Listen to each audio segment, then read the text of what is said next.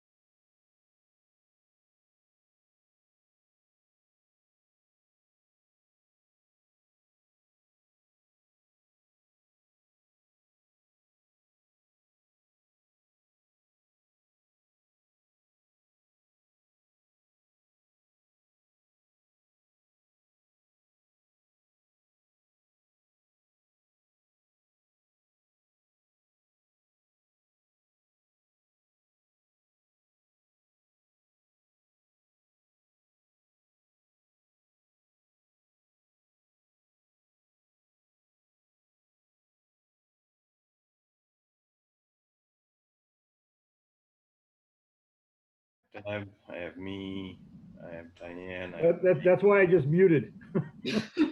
Perfect timing, Manny. I have, is Elaine back yet? Yes. And Peter is back? Yes. Okay. So we are still in executive session. I'm going to ask for a motion to return to open session. Make that motion. Deb, you second? Yes. Okay, I'll do a roll call vote. Mr. Dakotas? Yes. Mrs. Pavo? Yes. Mrs. Palish? Yes. And Mrs. Farnworth? Yes. And I vote yes, so 5-0, we are back in open session. I'm going to report out in executive session. We received legal advice, no votes were taken. I'm going to ask for a motion to seal the minutes. Motion to seal the minutes. Is there a second? Second. Ask for a roll call vote. Mr. Dakotas? Yes. Mrs. Pavo? Yes. Mrs. Palish? Yes.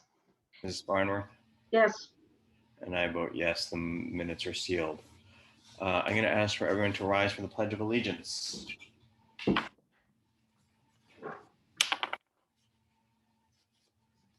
you go.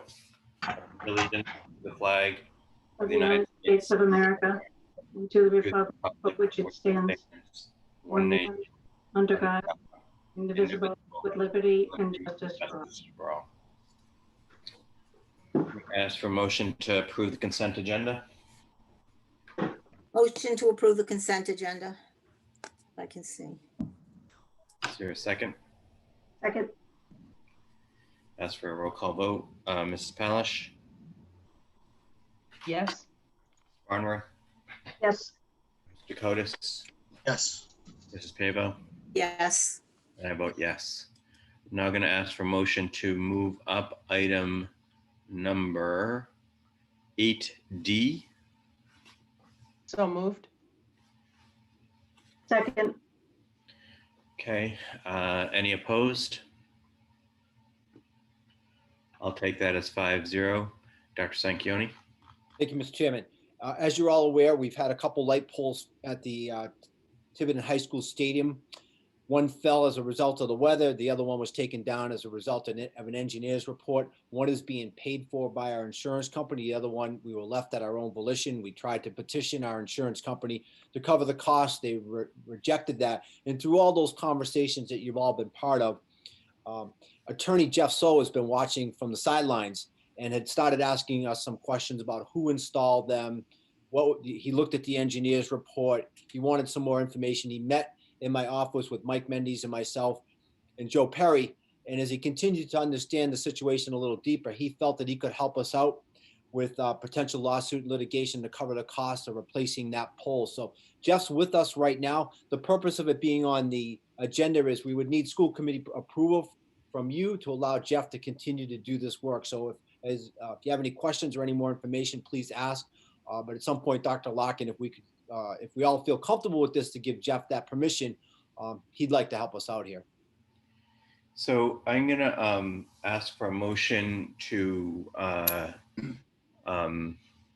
with thanks, allow Mr. Soa to proceed. But I would advise the committee that we not engage in any discussion or questions, as this would be a potential issue of litigation, unless it be strictly about the idea of having an attorney offer his services to us that may be of benefit. So I'll ask for a motion if someone would care to make it. I'll make that motion. Is there a second? A second. So I'm gonna, unless I hear an objection from any other committee member, I'm going to ask for a vote and withhold discussion to some other time when we can hear the issues in executive session. I would like to first, before the vote, publicly thank Attorney Soa for stepping up to help our schools. My pleasure. Agreed. Thank you very much, Jeff. Any other comment from the committee? I'll ask for a roll call vote. Mr. Dakotas? Yes. Thank you, Jeff. Mrs. Pavo? Yes. Mrs. Farnworth? Yes. Mrs. Palish, Yes. and I vote yes. So again, thank you very much, Jeff, and I look forward to hearing from you again. Sounds good. All right. Have a good night. Thank you. All right, so we are back to our agenda. I'd like to ask for motion to table item 7A. So moved. Is there a I will second? second. Any opposed? I'll take that as unanimous. We're moving on to item 7B, FY22 budget update. Dr. Sanquioni? Thank you, Mr. Chairman. Going to continue to provide the committee with some data you've already seen, but again, with the community watching, continue to remind people the precarious situation that our FY22 budget is in. I've got a few slides I'd like to show you here, so we'll bring those up.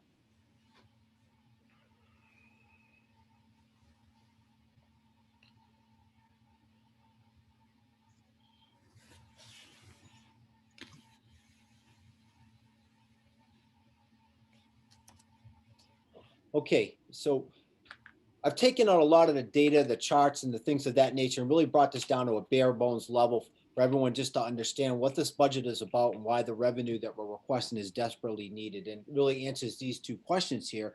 You know, what kind of school system that supports its students? Does Tiverton want that? And what is right for the residents of Tiverton? Can we balance those two, the answers to those two questions? And as you see me talk about the numbers moving forward, a greater understanding. So you're all aware where we currently stand this school year.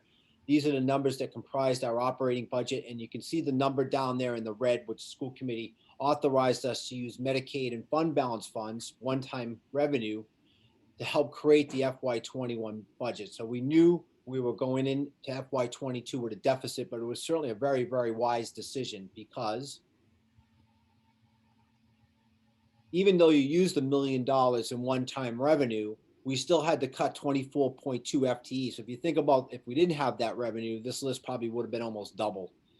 And you can see the list of teachers here. Every principal on the call could talk about the impact on their building. We're not providing the same services this year that we provided last year. There is an impact on our students, but we understand that we had to balance the budget. So these positions have been eliminated. And again, they're impactful. So we begin FY22 and creating the FY22 budget by starting with what's a level service budget. And you can see the definition there, no new staff. So not bringing back any of those 24.2 positions. Simply moving forward with the staff we have this year, the programming we have this year, the curriculum we have this year, everything we have this year, we just want to move it ahead 1 year. And that's 33.9 million. You're going to continue to see that number on every slide. So we need 33.9 million. And you can see that a budget with the 4% added to it is 32.5. There's a delta of 1.4, almost $1.5 million. And unlike last year, where the school committee could turn to the fund balance and Medicaid to help close that gap, later on this evening, you'll see a presentation about our fund balance and the fact that the fund balance has been dropped down to a zero bottom line. And there's a little bit of revenue in Medicaid that you certainly could apply to the $1.4 million. 75,000 is, truly a drop in the bucket. And so I want people to understand how our budget is comprised. And so it's really just two categories, staff and expenses. And here's just a breakdown of our staff. You can pick up our budget book, and people that are comprising these numbers is listed in there with their salary. And you can see the cost of our people is 17.5 million. Again, the key to this budget is a $33.9 million budget. But if you just add up our staffing cost alone, it's 51.7% of the budget. And I think everyone would agree with us, after cutting 24.2 positions last year, there's nothing on this list that can be eliminated. So you go to the second half of our budget, the expenses, and you can see that our expense request for this year, for FY22, is 16.4 million, again, out of the 33.9 million. And if you want to look at our expenses, hey, can we trim that a little bit? I want to paint a picture that's going to be exceedingly difficult to do. First and foremost, the four major drivers of our expense accounts are listed there. Benefits, almost 7 million. You basically can't cut that. Special education, 4.6 million. Definitely can't cut that. Transportation, 2.1 million. Can't cut that. And energy, the lights, the oil, everything we use to heat and keep our schools going, 645,000. You can't cut that. So just those four components of expenses equals 42.3% of the budget. So if you add the 42.3 with the 51.7 for staffing, that's 94% of our budget that is really untouchable. So that leaves 6% or about $2 million. And if people think, well, there it is, you can close the gap right there. I want to illuminate what that 6% is, because a lot of that is also untouchable. And so there you have it. We have software technology, and you can see I've put software in red because there are accounts in there like our e-finance system, our reporting systems to RIDE, the systems that run a lot of our curriculum. They're really, you cannot eliminate those systems. And just speaking to the ones that are in red, you have to have a legal budget. We have to have insurance. We have to pay tuitions to other districts. We need therapists and student assistants. We have to pay for an audit every year. Water, telephone, sewer, self-explanatory. Waste removal, self-explanatory. The overall composition of this budget cannot be modified. $33.9 million is the number. It is the only number that will serve the Tiverton Public Schools next year. It has to be achieved. So that's the bottom line right there. That number needs to be on the ballot for May 15th for this community to consider to support the schools in a situation where we're not asking for anything other than a bare bones functional school system. And so I know you're familiar with these numbers. You can see, Dave, you can come out of the presentation. You know, I really kind of brought this down. Dave, you can leave that. We're just talking operating budget today. Thank you. That 33.9 million, that's the number. And you know, I'm looking for the committee to find a way to get that on the ballot so people can consider it. And you know, it's certainly the work that we're starting, and I speak for every administrator on the call here right now, to try to educate people to understand why that number is really the only number for us for next year. Okay, thank you. Thank you, Dr. Sanquioni. I'm going to open up the floor to questions or discussion. Ms. Farnworth, you want to go first? I'll throw one out there. Do any of these estimates include staff raises for the fiscal year 22? Only contractual raises, so step and lane, no COLAs. And when do our contracts end? August.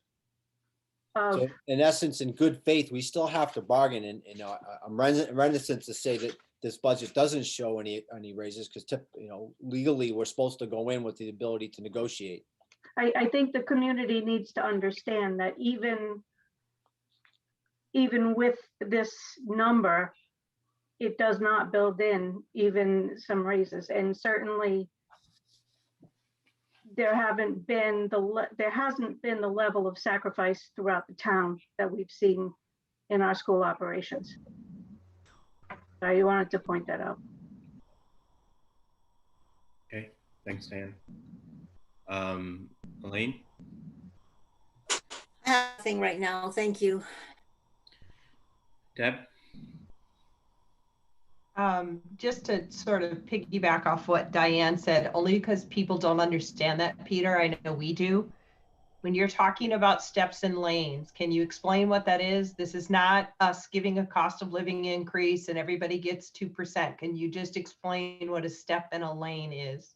Yeah, great question, Deb. Thank you. It's a contractual obligation, and in the teacher's contract, a step is years of experience. I believe there's 10 in our contract. That's correct. That's right. That is correct. All right. So there's 10 steps, and that is a guaranteed increase as you go through your first 10 years.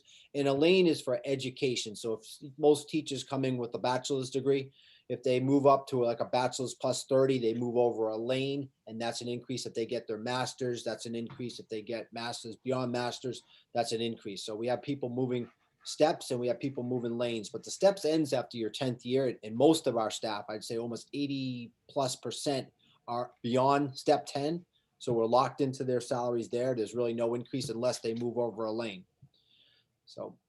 Thank you, because I know it certainly was reported that there was a 2% increase. So Oh, wow. I know we did want to really make sure that people understood that, there is no cost of living increase built into this budget. I do want to talk about those steps a little bit. I do my little history lesson every year. The reason that teachers start at step 1, which is really very low for someone coming out of the amount of education that they have with master's degrees, it's low in comparison to other industries, is the theory was, let's start them low while they're still training, while they're still learning, and then let's move up steps every year. There's just, as they're getting more educated, as they're getting better to be better teachers. I mean, we think they're great coming in, but the philosophy was those steps are actually really, really low at step 1. And it does take them 10 years to get to that step 2. So, but just clarifying that there are no raises in this budget. Thank you, Peter. Step 10, Deb. Or You said step to 10, get. yeah, sorry. You don't send people in a panic. No, step 10. So step 1 to step 10 takes 10 years, but step 1 is a very low starting salary, certainly in my opinion, for someone with all of the degree that they're coming out with. That was my only question. I just wanted to piggy bank off of Diane's question. Okay. Piggy back, not bank. Well, and I'll jump ahead, I guess, as well, and follow on that with, that's an important mechanism for retention as well. You're actually gaining a more experienced teacher, and similarly, changing the lanes is usually at their cost. They are adding to their professional qualifications, getting more educating, get more education, getting more skilled in teaching. So those are important things to consider as well. If you don't mind, I think also it benefits our schools to have highly trained, highly capable teachers. I don't think any of us would disagree with that statement. I have a question for Dr. Secchione. I'm not sure if you know the answer to this or not in Rhode Island. Is that a fairly typical thing, that educators of their own are obtaining additional degrees and being compensated after the fact? Yeah, that is a public school system salary scale. I'm unaware of any public school system that doesn't replicate or even have a greater one than Tiverton. So for us to be competitive and higher with anyone else, say just in the East Bay, you'd have to have a salary scale like that. Okay. Okay. So I don't know where I was. Mike, any questions or comments? Just one question also for Dr. Sanchioni. Can you explain the bargaining, especially when we're headed out of an agreement, how that's going to work for this year, maybe next year, especially with the salary budget constraints, I should say? Well, we're scheduled at some point this late winter, spring to begin negotiations with both of our two main unions, Council 94 and NEA. And, we have to go in under good faith and listen and try to do what we can. But our budget situation certainly paints a picture that's going to be difficult to offer any type of raises. So I'm trying to walk a fine line here, Mike, to just say, we can't say no right now because we have to do that at the negotiation. We have to have good faith going in, but we all realize what we're facing. All right. I think that's just my question is it's sort of ultra obvious for residents, employees, everyone that we're up against the wall here. So we have to do our best to sell to the community, to the residents and parents and everyone that we really need to get this done. We have to do this. Okay. Elaine, any questions or comments? No, Okay. And I'm sorry, I don't remember if I called on either Deb or I called on one of you, but I can't remember which. Deb? Call on Deb. Is the fund balance on here or when? Yep, it's I didn't coming know. up on the new. Okay, never mind. Then I'll wait. Okay. And Diane, anything else? I guess, you know, it's going to be a tall hill to climb.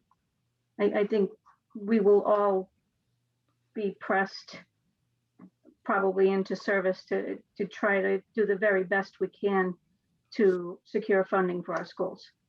Dr. Sanquioni, should funding not materialize, what are we looking at? Big picture. That's a good question. You know, I think 5 principals just shuddered because they all recognize we can't even contemplate it. And I know you're going to want to see the impact, and we'll certainly create a list for you. I just don't know. You're talking elimination of programs. You're talking elimination of activities.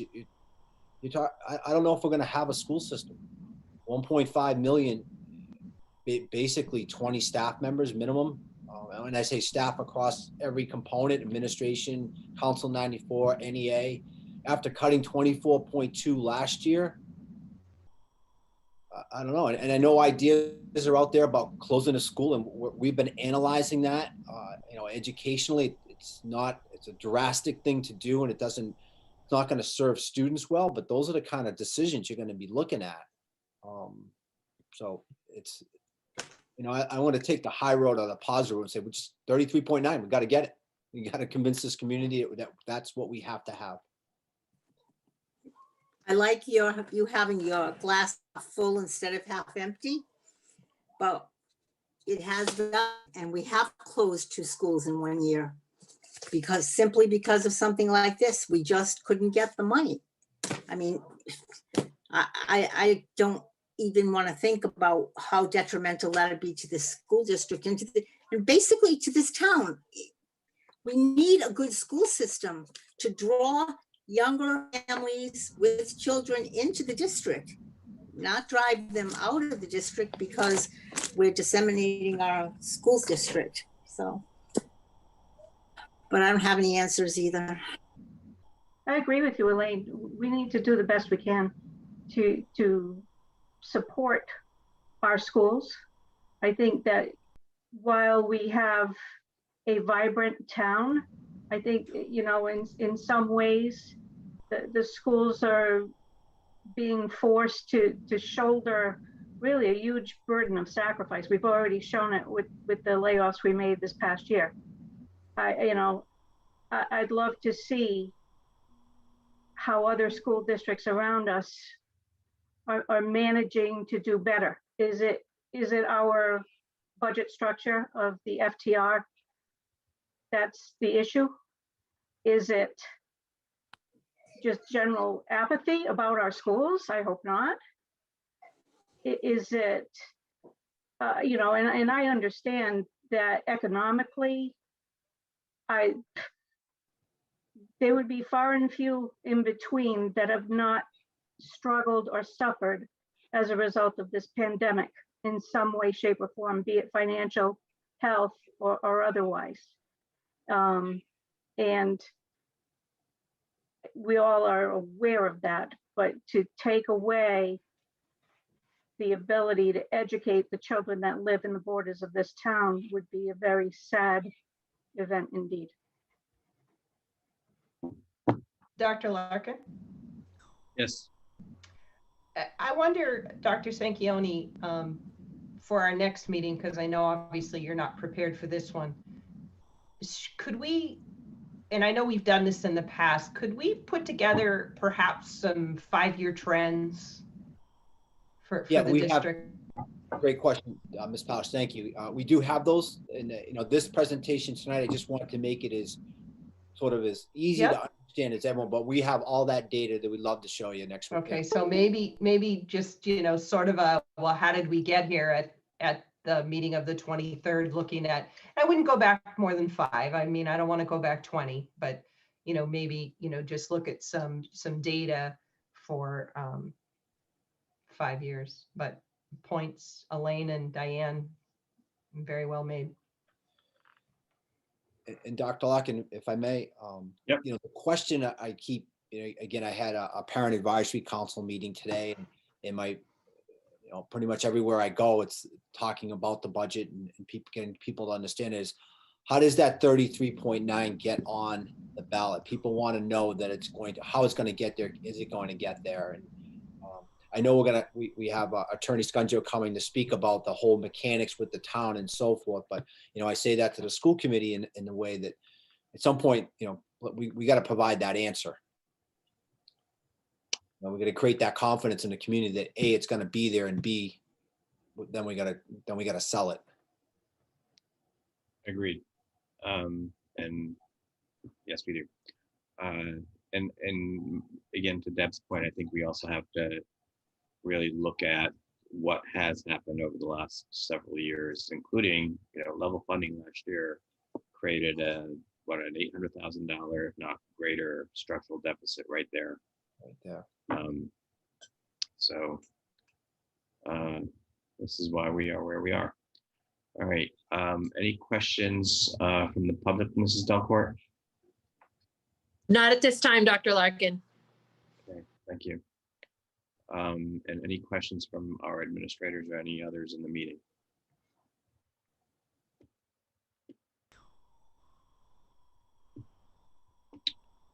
My view is not gallery.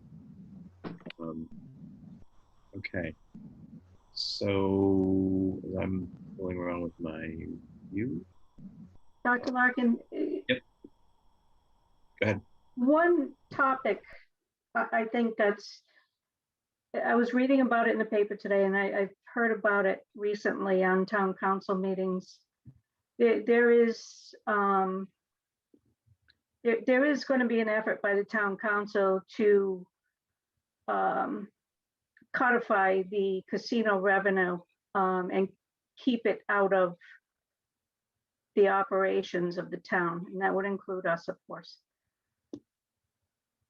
I'm not sure that this year's while I understand the reason that perhaps they put the ordinance together last summer was to protect whatever income had come in, understanding that the casino had been closed for quite a long time. But making that change on a permanent basis, which is in effect what they are proposing, takes any ability to be flexible with those funds. I don't know how the members of this body feel about that. First and foremost, it takes the ability of the taxpayers to make the decision on the budget where it concerns those funds. And then secondly, given not only our very real issues, but some others in the town, I just wonder what the benefit of restricting any and all casino revenue will be long-term. And I just don't, I'm throwing it out there. I don't know what anyone else's feelings are on that. That is a very good question. And I think when we had our joint meeting in January, I think the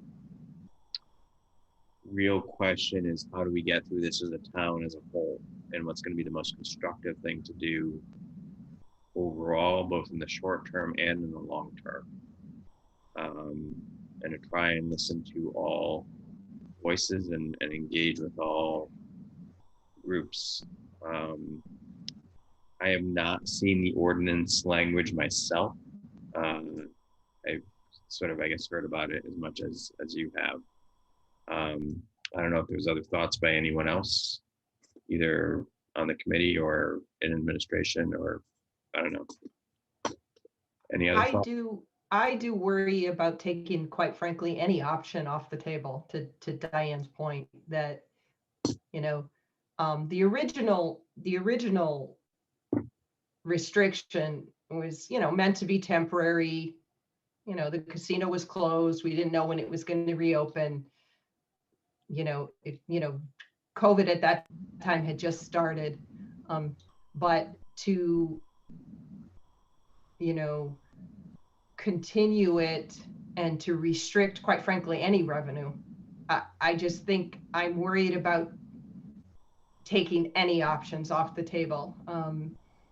And, you know, I don't know if anyone, if Diane, if you have like some language in mind that maybe you might, you know, we could look at a resolution or something, but I do agree that I'm concerned, both as a school committee member and a taxpayer, about restricting something and taking options off the table completely, because this is a tough year. And it doesn't mean that the school committee would necessarily, that the people would vote to give it to the school committee. They may vote to, you know, use it for tax relief or, you know, something else. But I just worry about the general concept of taking any option off the table by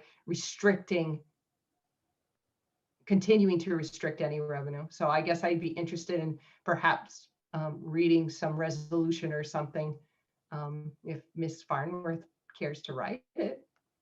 Well, I will happily take that task on. See if I can come up with something coherent. See how I gave that away? Hint, hint.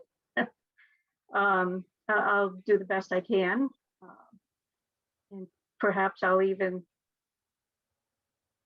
elicit the help of maybe another school committee member who perhaps had suggested it.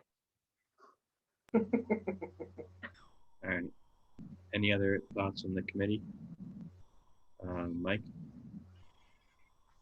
Yeah, I think the thought process is, for instance, when I ran for the Charter Review Commission for the town a few years ago, before the casino was approved and when it was not known where this money would be put. I think the initial thought was somewhere between debt and capital and infrastructure, which should be, I think that's what the town of Lincoln came to the town council and said, this is how we do it. And they've, for all intents and purposes, done a really good job with using that money. And the one thing they didn't do is use it for tax relief. And then later, when I was on the budget committee, the first year we had the money, I was actually the one that made the proposal to actually take 700-something thousand and put it into operating expenses just to get the tax rate down. At the time, the tax rate was $19, and I think 9 cents, 7 cents. So I know both sides of the fence. I think this pandemic is something that the council wanted to make sure that they put this money in a holding pattern until they could figure out the right answer. I think Diane has a very fair and honest opinion to ask if this is the end all be all. And I think in the end, when you're in a hole that the entire town is in, sometimes you have to take drastic measures to pay the bills. I also understand that they don't want to make a continual habit of using the money in the general fund to pay for operating expense. So if that helps anyone with a 4-year timeline, I think that's sort of the mentality. I agree with you, Mike. When the casino was first being discussed, there was a lot of talk about, you know, how does Lincoln do it? And the issue, though, is that we're not Lincoln. We're not anywhere near a position of strength as perhaps they were. And it does concern me that what they're proposing is simply to take the existing ordinance that they approved rather quickly last August and taking the sunset provision off it to make it permanent. And while that may very well be legal, I'm not sure it's the right answer for Tiverton. especially not now. Right. I don't think I disagree with you. I think it is something that maybe our committee can have a conversation about with the council. Yeah, I think it would probably be a good idea to maybe ask one of them to come and speak to us, or at least, you know, those who are in favor on the council, or one or two of them. Yeah, because I was going to say, Jerry, I think the issue is I don't think they're all in favor. They you know, a couple people have made comments, a couple people have said they're not. So that's kind of hard to have someone come and speak to us when the council themselves haven't taken a position as a body. No, but whoever introduced the resolution, I'm not sure actually who it was. But you're basically just hearing one person's opinion. You don't know what the body is going to say. True enough. That would be like you and going and saying, well, I'm going to introduce a resolution to the school committee, but it could be a 4-1 vote and we don't agree with you. I just think there's issues with not having the body having taken a position on it. Well, they would be coming as private citizens, they cannot come representing the council. So then what is that? What's the benefit of just that? helps us understand what the intent is, or the rationale. I don't know. Well, there's a public hearing. Yeah, I mean, right. Okay. I mean, I guess I'm just looking to Mike and Diane's point. Is there something, as elected officials, school committee members, is there a position we want to take? Because if we have a 3-point, whatever if we have this issue out there of a shortfall, do we as a body feel that restricting any options is going to be something that we feel would be detrimental? And maybe we don't, but that's what I was kind of looking for on the 23rd. Okay. Well, we can certainly post it. If you guys want to draft a resolution, we can post it and discuss. Elaine, anything? No. Okay. Any comments from our administrators? Shook your heads no pretty quickly on that one. Anything from the public, Mrs. Delcourt? Not at this time, Dr. Larkin. All right. So I think we can move on, unless there's anything else on this topic. So, and I'm going to actually ask, I should have done this beforehand. I'm going to ask for a motion to move up item 8A, Spotlight and Success. I'll make that motion. I'll second that motion. Any opposed? I'll take that as unanimous. So item 8A is Spotlight on Success, Patriots Pen Essay winner, Mrs. Craven. Thank you, Dr. Larkin. We have with us this evening Emma Martin, and she is Rhode Island's first place winner in the Patriots Pen Essay Contest sponsored by the VFW. And Emma's here this evening to read her essay to all of you. Congratulations, Emma. Thank you. Should I start? Sure. Tomorrow will be better, as long as America keeps alive the ideals of freedom and a better life. Walt Disney once said this because America is great. We have freedom, safety, diversity, and a fair government. During colonial times, we were ruled by a tyrant king and fought against taxation without representation. We did not have freedom to vote or make laws. Our founding fathers made the U.S. Constitution so we could have freedom. We have many different freedoms, such as freedom of speech, freedom to make laws, the freedom and right to vote, and the freedom to receive a public education. In addition to freedom, we in America are very safe. We have various methods of protection, such as our military and first responders. Americans can always be assured that there are good people who keep us safe. Our first responders and military are American heroes. We are a great country because we are provided with safety and protection. Next, in America, we have diversity. We have many different religions and cultures. People are allowed to have and practice different religions. America has different languages and all nationalities are welcomed. People are accepted for who they are. There have been times in our country's history where not all people were treated equally.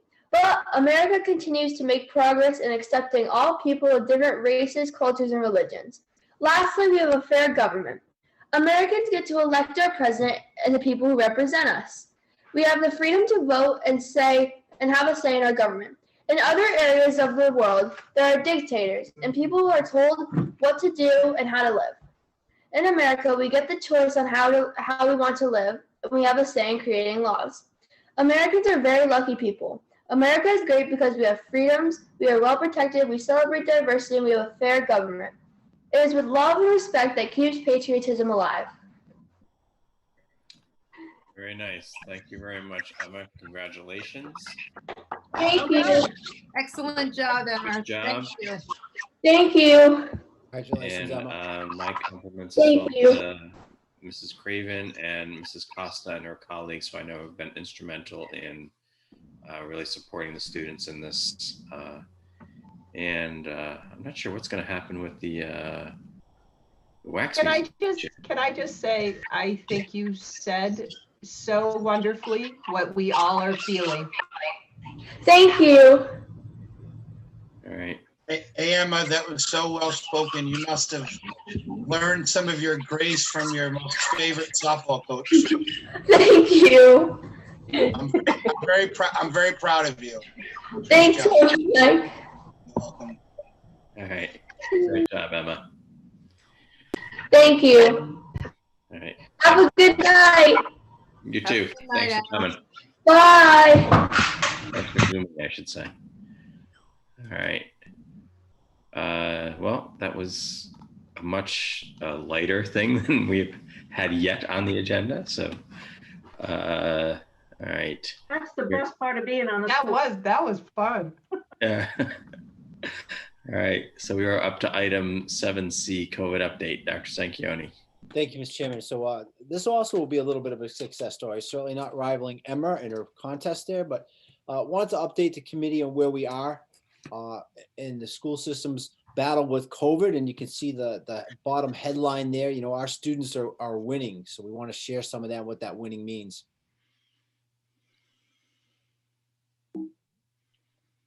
So we're going to move the slide.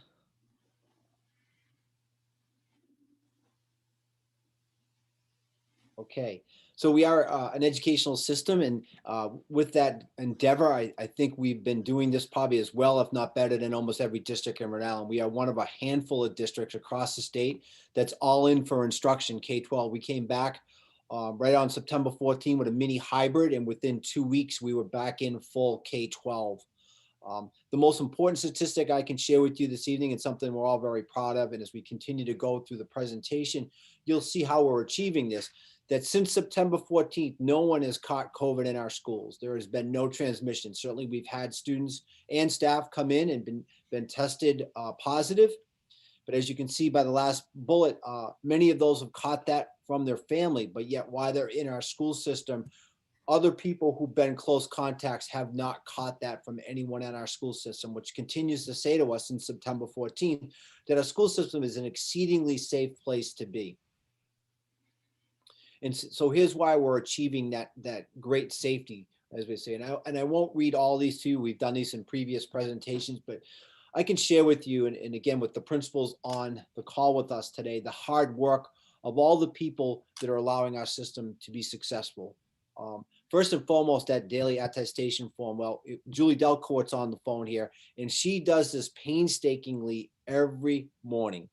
She takes all the data in, she creates a database and gets it out to our 5 principals so that they can be prepared when the day starts. No greater effort than by anyone than Julie herself, and want to publicly commend her. But you see where she said, put in the statistic there, over 720 times. That means students and or staff identified a symptom, but still came to work or came to school. And by filling out that form, Julie gets that data to our principals and to our nurses. We're able to go to that person then and either say to them, look, you got to go home, or we're able to assess the symptoms they have, which again is one of the main ingredients for keeping us safe here. So again, I won't read every bulleted item there, but anything that the CDC or RIDO has recommended, the Tiverton Public Schools has implemented. We've even gone beyond the call in some of these items so that you see here. And it continues on here. And again, I'll highlight a few things, the layouts and our schedules and our classrooms that our principals work painstakingly on to make sure it's in place and continue to modify. The great work we're doing with First Student and keeping the students seated correctly on our buses. The fact, and this is one I want to commend the school committee, you didn't know this at the time, but when you did the renovations at the middle school and the high school, we put in new air filtration systems. Without those taking place, there is no way we would have been in full learning for grades 5 through 12. We would have been in a hybrid model like many other school systems because we simply would not have had the 6 air exchanges that are required to have many students in your school system. So, and you can see everything else there, the plexiglass, we've installed plexiglass everywhere, especially in our cafeterias, which I think is making a huge difference, keeping our students safe there, which is one of the few times when they're allowed to take their mask off. And so the education continues. Again, it's continued since September 14th. We do recognize that 20% of our families chose distance learning, but those students, even though they're not in our schools, are provided a high quality education. This is a huge commendation going out to our teachers who teach in a dual learning situation where they have a number of students who are in front of them on a daily basis, and yet at the same time, they have a bunch of students looking at them through a Chromebook that they're also providing instruction for them. It's certainly been a change in the way instruction has been delivered. It's changed in how teaching and learning takes place. It took a little time to learn how to work through the kinks of that and to develop your patterns and routines. But as I walk through classrooms on a daily basis, and as do our principals, we're seeing our teachers have adapted to that and are doing it at a very high rate of success. There are still a couple issues that I want to point out and emphasize this to our home community. Again, that attestation form is critical for us. And so, please take the time to fill that out and stay home if you have a related reason. The other thing is students who are taking our ability to have a dual learning system and staying home without a reason. So if you drive by the high school on almost every Friday, you're going to see a huge drop in our population. And that isn't what this is designed to do. It's not about you staying home because you don't want to get up, or you want more time at home, or whatever the reason would be. This was simply built as a way, if you are a probable and or have a symptom and or are positive, for you to continue their education, not to extend the boundaries for your own personal gain. And so we're going to have to continue to work with our families and certain students on that. We want you in school. If you're in school Monday through Thursday, you need to be in school on Friday. It just makes everyone's job a lot harder when you choose to toggle between a system for no reason associated with COVID. Changing the topic away from the education component and then over to our sports. Again, I want to give a public commendation to our AD, Bob Murray. He's worked exceedingly hard to keep our athletes safe. We went through the fall season with little to no interruption. We did quarantine a few teams, but those teams always came back and were able to participate. Right now, we're in the winter season. You can see ice hockey, boys and girls basketball are competing since January 4th. We will participate in season 3, which is the new addition this year, which will allow football and volleyball to run starting February 22nd to April 25th. And then we'll transition into season 4, which is a traditional spring season for sports such as baseball, softball, lacrosse, boys tennis, and co-ed golf. So again, we're offering that full complement of athletics. Our students are participating at a high level. And one of the things we're doing to keep our athletes safe is we're requiring those students to be tested on a weekly basis. And we are requiring, if you're an athlete, you must be tested on a weekly basis. We want to keep you safe, and we also want to maintain the safety for the teams we compete against.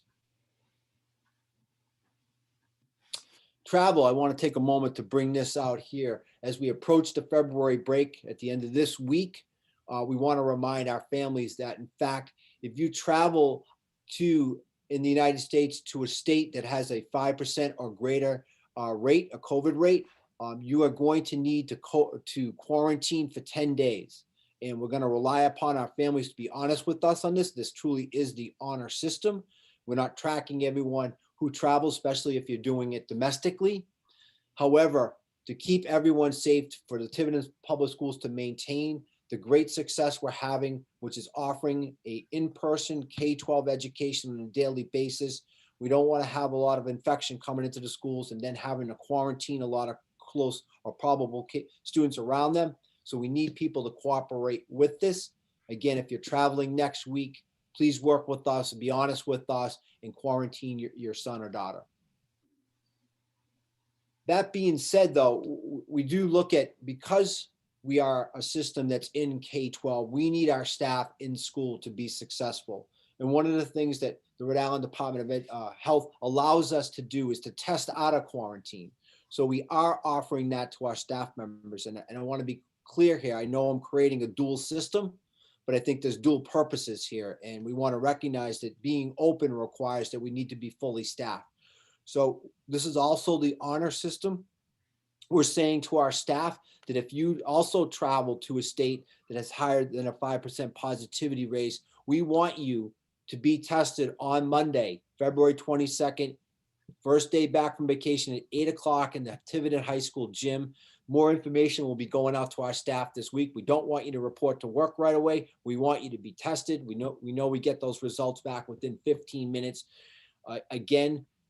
We've talked about asymptomatic testing. We're gone through 2 rotations right now, tested over 1,700 students and staff. We've only had 1 positive case throughout all of that. We want to continue to employ that to keep everyone safe. And so we're allowing this as a way to bring our staff back as effectively and as safe as possible by asking them to be honest with us, to show up at the high school on Monday, get tested. If it's a negative result, you go right to school, right back into your classroom. And these are the charts that we put out on a weekly basis. This is a cumulative look at the effect of COVID on our schools. So this is since September 14, the total amount of cases at each school. So for example, if you look at Picasset, right in the middle there, only 1 staff member, 14 students have in fact contracted the virus since September 14th.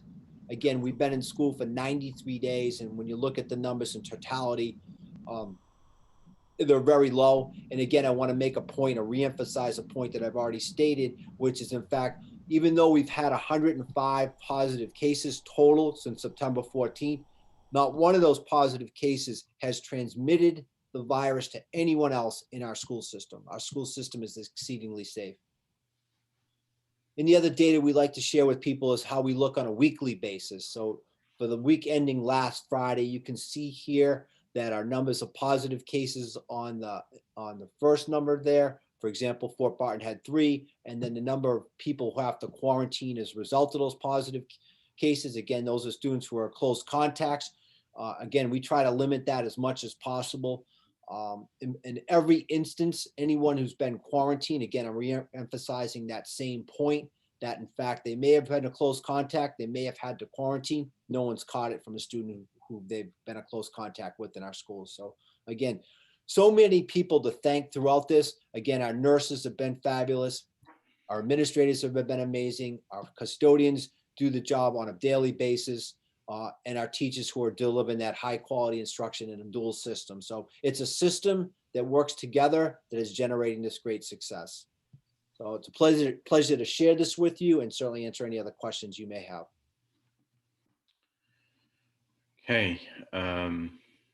Thank you very much, Dr. Sanchioni. And again, I think I can offer on behalf of the committee our thanks to our teachers, our administrators, our families, and our students for what is a very cooperative effort, a very sort of mindful effort in terms of needing to know where you are and what you're doing and complying with appropriate restrictions, and something that we could easily have failed at. Both,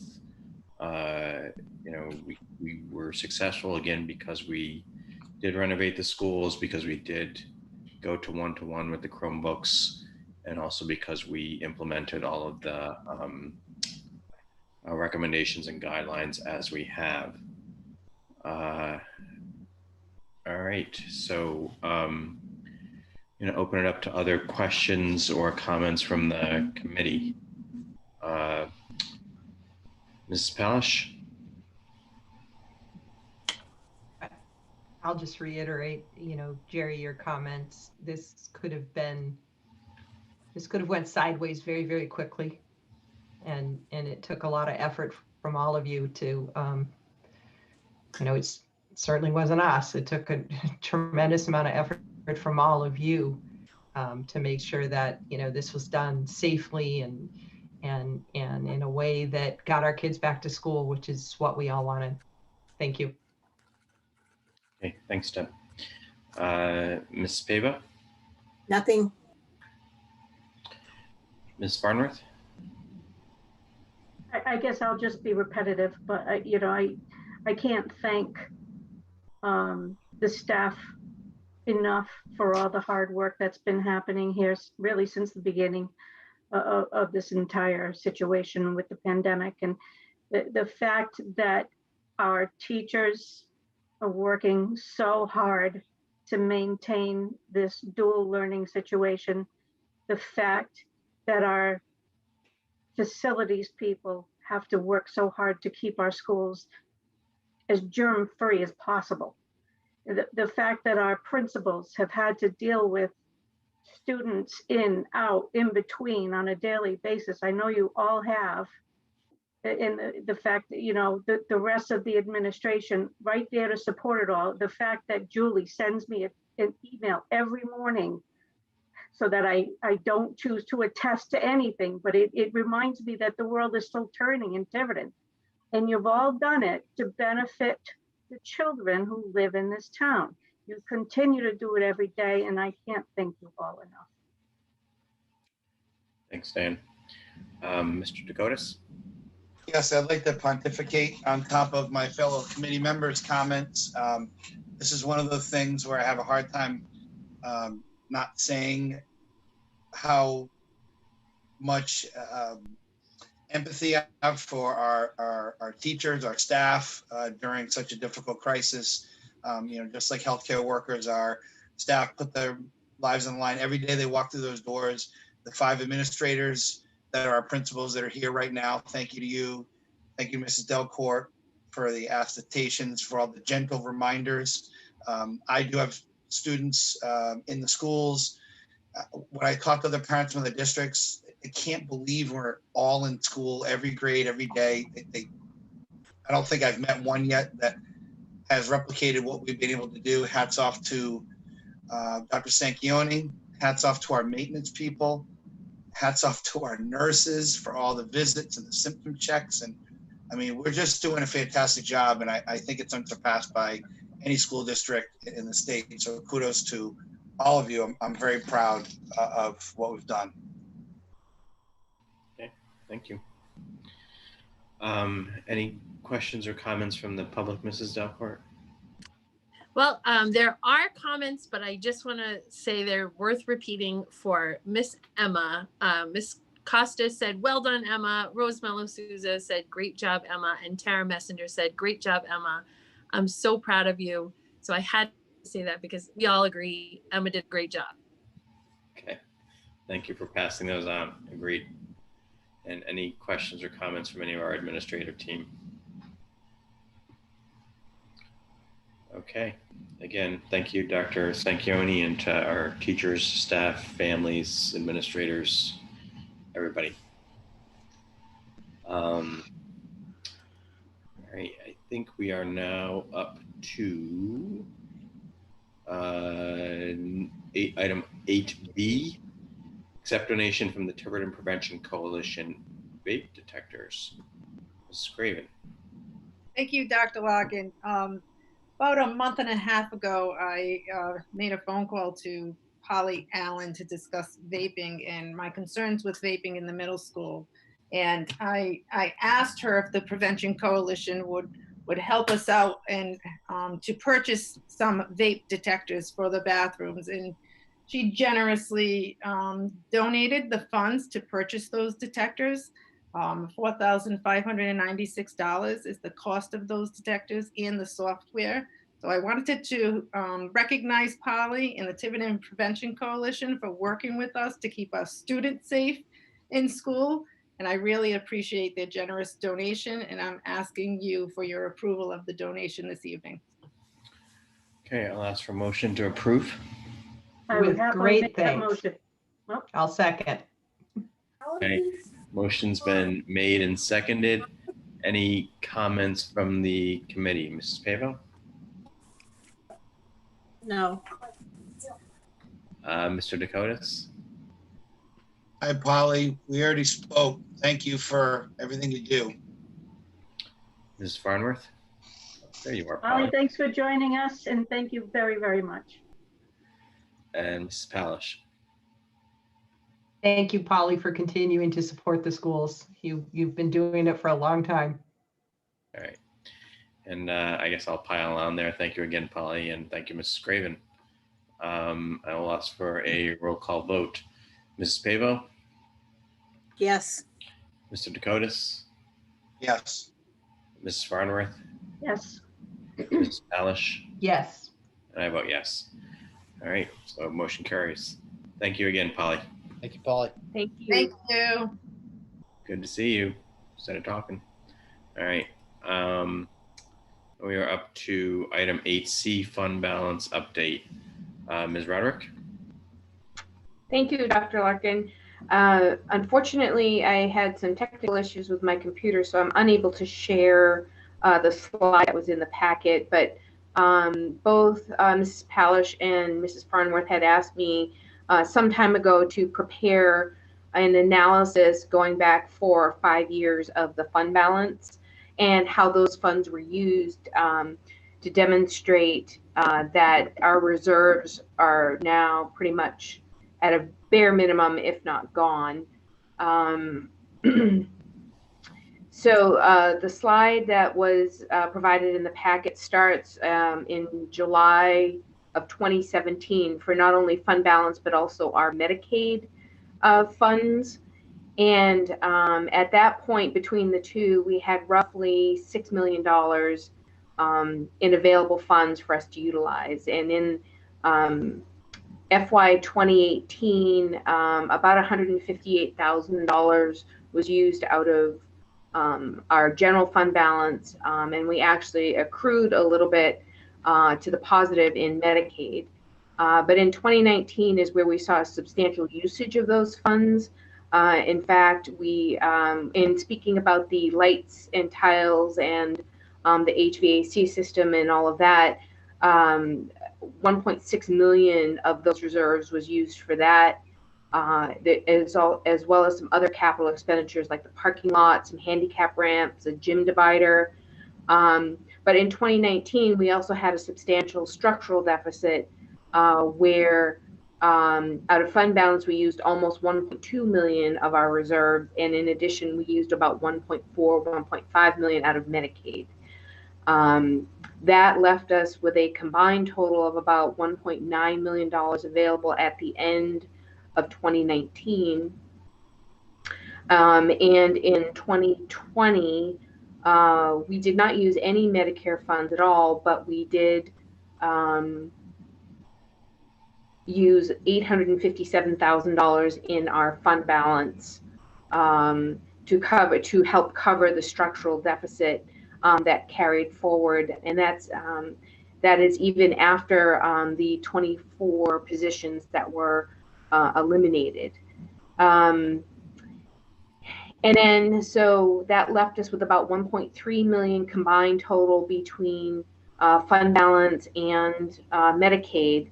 And then in FY21, we are using approximately 1,075,000 to help fill that structural deficit. And then there is a required minimum in fund balance of about 164,000 that we're not allowed to use. There's a cushion that's a regulatory mandate. But then after we use about 400,000 in the fund balance, we have about $87,000 or $88,000 left over, which is expected to be used for some right now unbudgeted, unfunded COVID expenses. So at the end of 2021, we're expecting about $100 or so thousand dollars, $105,000 in Medicaid funds, of which, as you saw from Dr. Sanchioni's presentation, we had hope to use about $75,000 for FY22 budget. And so that's just a quick run through of how in the last 4 or 5 years we've utilized our fund balance and our Medicaid funds. And I'm happy to answer any questions. Okay, thank you very much, Ms. Roderick. I'm going to open up the floor to questions. Dr. Larkin?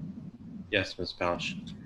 Amy, I know you weren't here in 18 and 19, but I have a little bit different numbers than you do, that we used slightly more on, and Diane, you probably could weigh in here as well, but we used slightly more on capital than you're showing, and I'll just send you my spreadsheet, and then the ending balances are the same and the point is very well made, but I just show a slight variance between what you're showing for structural deficit versus what I was showing for structural deficit versus capital spending. But I'll just forward you the spreadsheet and you can take a look at that. But the point is very well made. And I think when we look at the information that we talked about, Peter, for FY23, like what's been going on the last 5 years, I think probably revisiting this, because this, you know, I want to see how those two tie. I'm sure they tie together. To Amy's point, I'm sure they tie together, but if we could maybe revisit this, but I'll send my spreadsheet to you, Amy, when we're finished. Okay. Amy, can I ask you a question? Yes. I know you have the unbudgeted COVID expenses. Do you have any kind of updates on that with regard? As of right now, we're still waiting for direction from RIDE. They are still waiting to hear on how the funds are going to be dispersed and are allowed to be utilized. It's sort of a waiting game right now. As far as the anticipated unbudgeted expenses, if I recall correctly, from the presentation, I don't know if it was at the last meeting, it was about 193,000 that was uncovered. That's probably, if we include some of the extra substitutes and some class coverage, that's now probably about 250 that we're still looking to hopefully get some funds covered by this second round of stimulus. So not much has changed. We still have a big nut that we need to crack in that regard. So if you don't mind, Dr. Larkin, I'd like to have an update on this issue at each of our meetings until it's resolved. That's fine with me. I mean, if you don't mind, it's especially where it's growing. Okay. Any other questions or comments, Diane? I'm in agreement with Deb. I'm a little confused on some of the FY19 figures, but we'll perhaps look at that again. Well, I can tell you those were what I've presented in the past. We'll look at that again, Amy, because I think Deb's right on it. And again, because we're so close to depleting really our fund balance, I think staying on top of this at each of our meetings is really called for at this point. And it's not going to change the bottom line, I think, Amy. It's just where it was used. Yep. Which, again, I know you weren't here. Okay. Mike, questions? No, thank you. Thanks, Amy. Okay. Elaine? No questions, thank you. Okay. I just sort of have one or maybe one request is if we can And one of the biggest issues has been the structural deficits. You plug them one year and then they're back to haunt you again the next. And certainly that's been part of the issue. Relatively little, or not little, was a lot of money, but it was a minority of the funds, if that's the right word, were used towards capital, which are generally speaking one-time expenses, and so you don't see them back the next year. I think that's when people have questions about, well, what happened to the fund balance?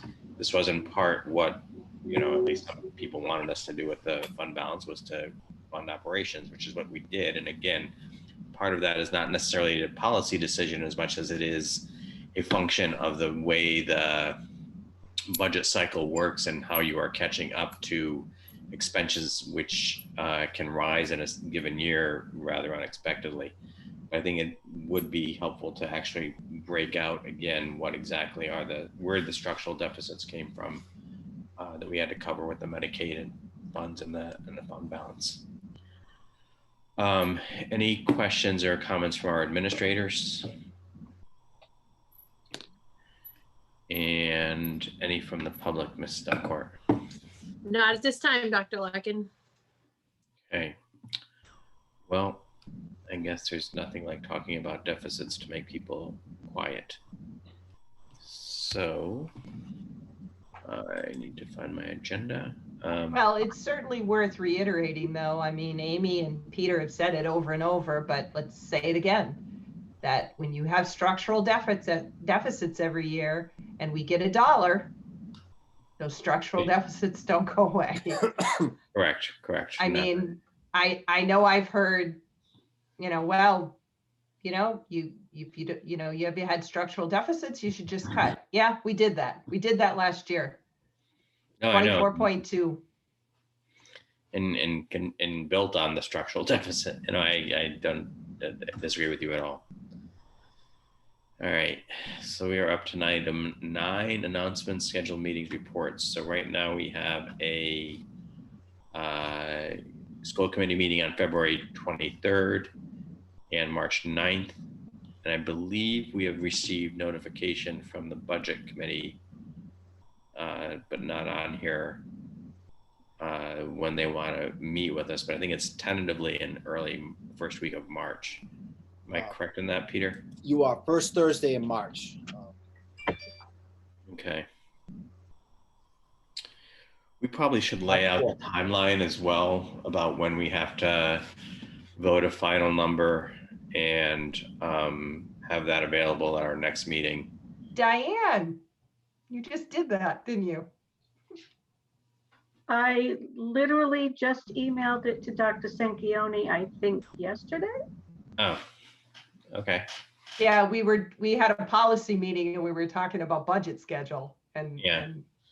So we kind of need to be aware of the dates, up through the referendum, frankly. All right. So can we have that on the 23rd just so that we could talk about? Yeah. Yeah, let's put that on the agenda. Yeah. Anything else for agenda or meetings than what we've talked about already? All right. Then, if that's the way you're going to be, I'm going to ask for a motion to adjourn. So moved. Second. Any objections? I will take that as unanimous. So we are adjourned. Thank you, everybody. Good night.